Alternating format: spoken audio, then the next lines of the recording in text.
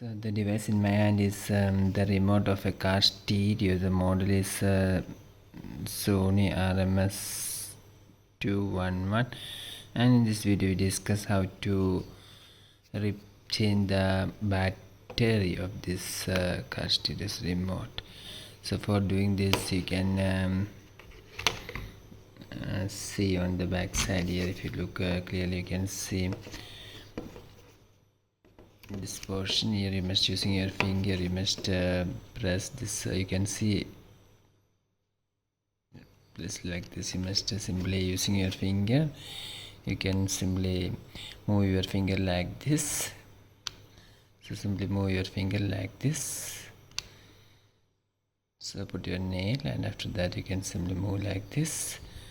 After that you must simply pull like this, and you can easily open the battery. And if you want to replace the battery, you can see here it is written the positive side of the battery should be here. So this is the positive side and this is the negative side of a battery.